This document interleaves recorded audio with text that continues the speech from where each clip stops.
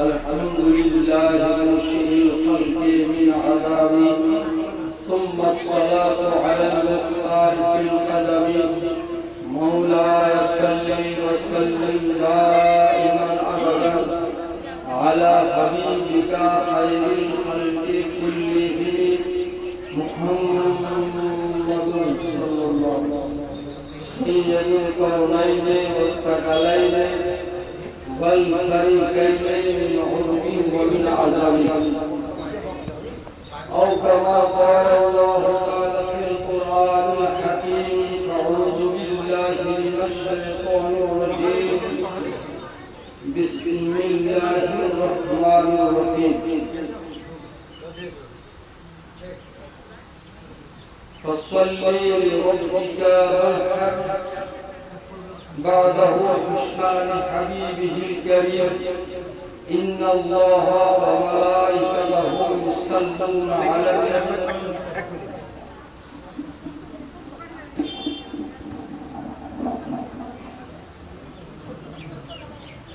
আমার ভক্ত এবং শাহ গোলাম কাদের রহমাতুল্লাহ আলাইহির আশিকদের জন্য বিশেষ ঘোষণা। সামনে ঢাকা দেখেছেন, অথচ পিছন দিকে বসে আছেন, এটা একটা বেয়াদবি। পীর বসে আছেন, আপনারা উঁচু জায়গায় বসে আছেন, এটা দ্বিতীয় বেয়াদবি। মাজার শাহ গোলাম কাদের রহমাতুল্লাহ আলাইহির মাজার শরীফে উঁচুতে বসে আছেন, ওটা তৃতীয় বেয়াদবি। আল্লাহর ওলির দরবারে এসে আদব যদি না রক্ষা করতে পারলেন, তবে কিসের আপনারা ওলি প্রেমী? আদব এবং শিষ্টাচারের দরবার হচ্ছে ওলির দরবার, যেখানে এসে মানুষ আদব গ্রহণ করতে পারে না, শিষ্টাচার গ্রহণ করতে পারে না, তাদের ওলির দরবার থেকে তারা অনেক দূরে চলে যাবে। আদব রক্ষার্থে আমার ভক্তবৃন্দের কাছে বিশেষ অনুরোধ, যিনারা উঁচু জায়গায় না বসে আদব রক্ষার্থে নিজ সামনে এসে নিজ আসন গ্রহণ করুন।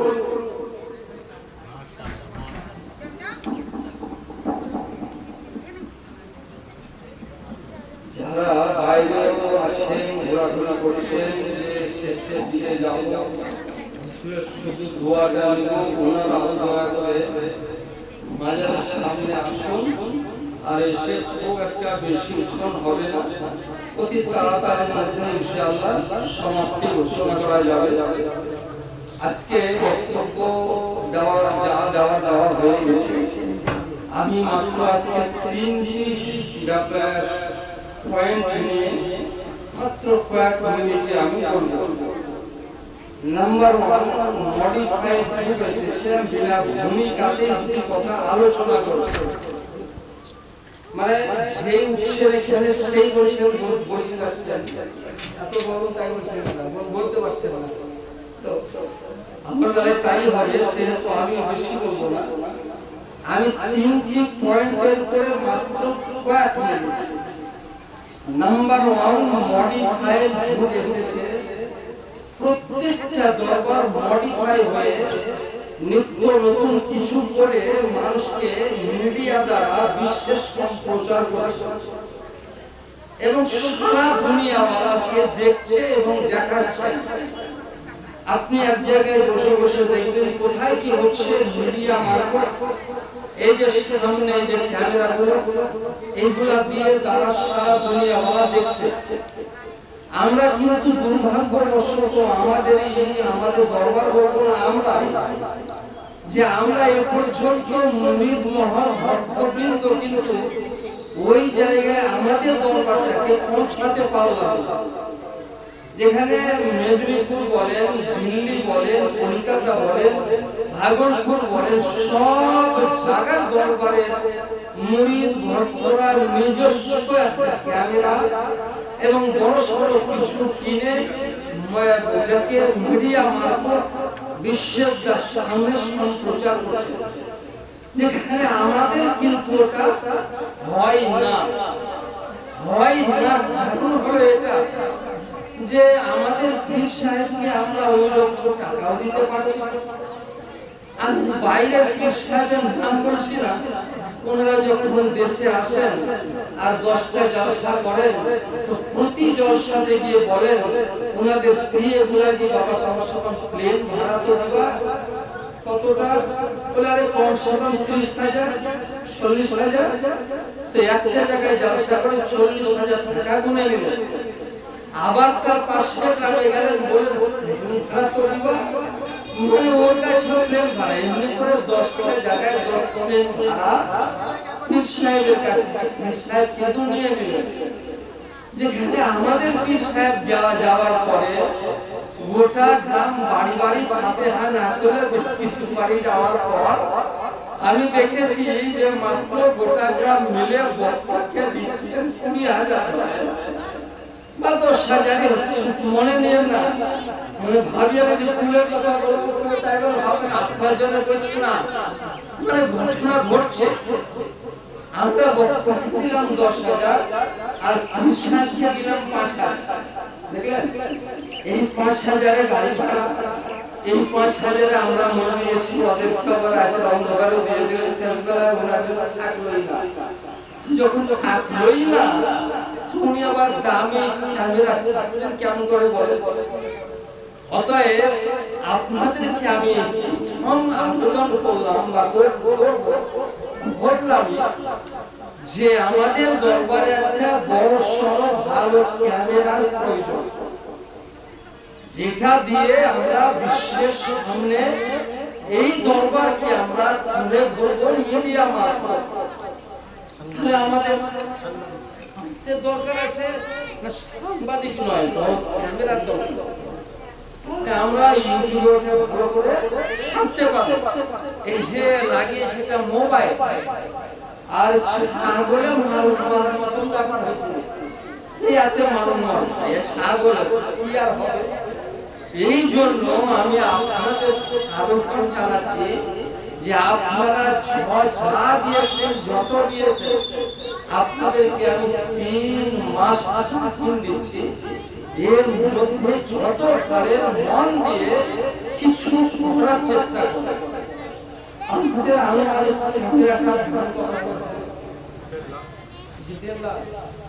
মোটামুটি 1.5 লাখ টাকা আমাদের পূর্ণ ক্যামেরা এবং তার সব কিছু দরকার হবে 1.5 লাখ।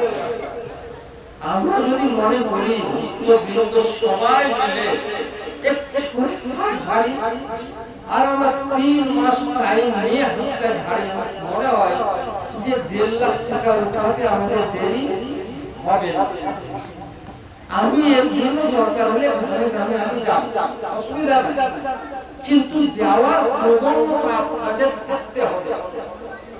এবং আপনারাও গ্রামে বলবেন যে দুনিয়ার মিডিয়াতে দরবারটা প্রচার করছে আর আমাদেরটা হচ্ছে না। ইউটিউব খুললেই যেন অন্য দেখা যায়, আমাদের দেখা যাচ্ছে। সেই জন্য মডিফাইয়ের যুগ এসেছে, আর হাদিসেও আছে, আর মশলা মশাইলেও আছে যে আইমায়ে আরবাও বলেছে তাগায়ুরুস জামানে বিতাগায়ুরিল আহকাম, সময়ের পরিবর্তনে হুকুমের পরিবর্তনের দরকার আছে। সেহেতু আমাদের ওই ক্যামেরাটার দরকার, আমাদের মেশিনের দরকার। এটা আপনাদের ব্রেনে আমি রাখলাম, জানি না আমি 3 মাস টাইম দিচ্ছি, এর আগে আশা করি হয়ে যাবে। তবে আমাকে একটু দৌড়াতে হবে, আমি দৌড়াবো। এবার গ্রামে যখন আমি যাবো তখন যেন আপনারা সারা দেন, আমরা সব এসেছেন, ঠিক আছে, আপনার গ্রাম থেকে আমরা যত পারছি ইনশাআল্লাহ আদায় ব্যবস্থাটা নিচ্ছি।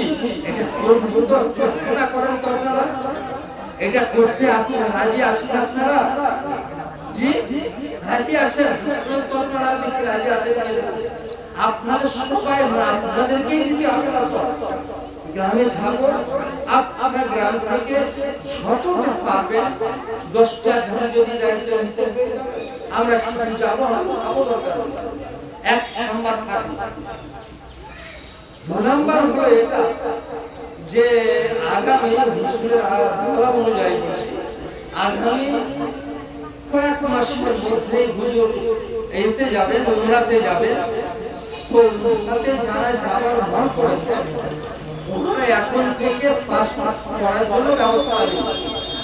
ওরা ছিল আধার, ভোট আর ক্যান, এই তিনটি খাট রেডি করেন আর রেডি করে আমার কাছে আসেন।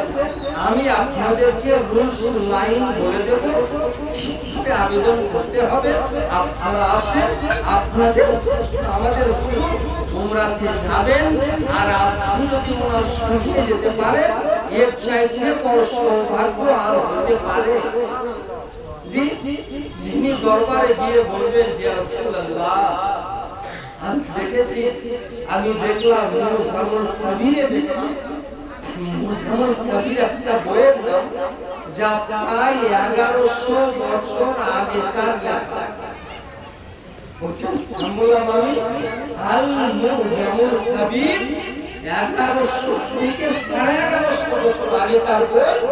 এই বইটাতে নবী পাক বলছেন যে আমরা 4 জন জান্নাতে যাব। নবী বলছেন যে আমরা আগে 4 জন জান্নাতে যাব।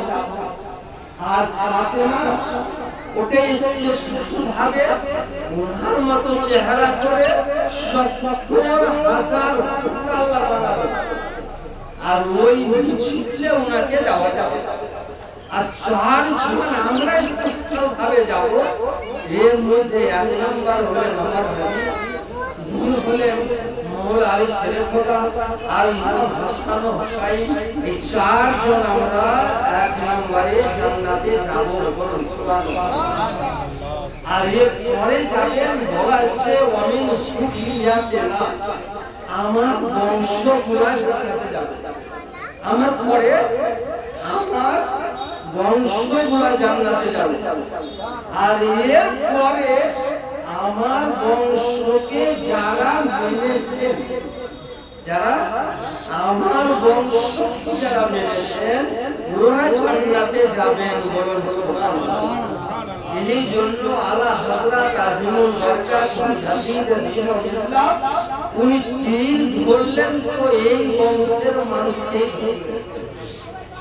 মানে আলা হযরতের পীর এই বংশের, আলে রাসূলের, শরিয়াতের, আহলে বায়াতের, মানে ইমানদারি বংশের, মানে আলা হযরত জানেন যে উনি জানেন যে নবী পাকের বংশের পরে পরে আমার যারা মাননেওয়ালা, আমার বংশকে যারা মাননেওয়ালা ওরা জান্নাতে আমার পরে। আর আমার পরে আমরা তাদের পরে যারা যাবে ওই মানে না যারা আমার বংশের উপরে ঈমান নিয়ে আসলো, ওর পরে যারা আমার মানলো ওরা জান্নাতে যাবেন।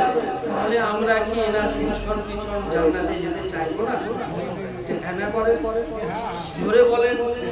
তাহলে আমরা যখন মদিনাতে যাব আপনি বলবেন ইয়া রাসূলুল্লাহ আমি গুনাহগার, শিয়াকার, খাতাকার কেউই জানি না, তবে এরা আমার বাচ্চা, এরা আমার বাচ্চা।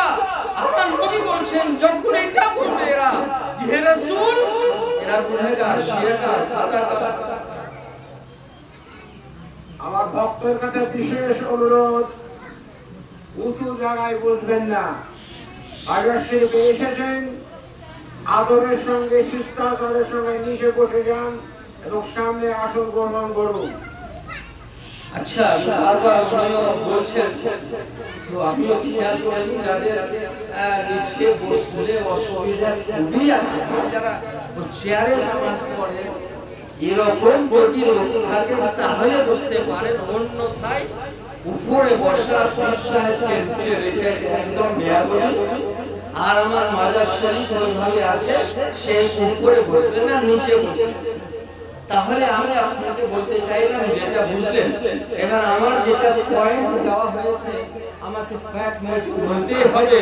একটা আফওয়া রয়েছে যে পীর নামে কুরবানি দেওয়া যাবে না।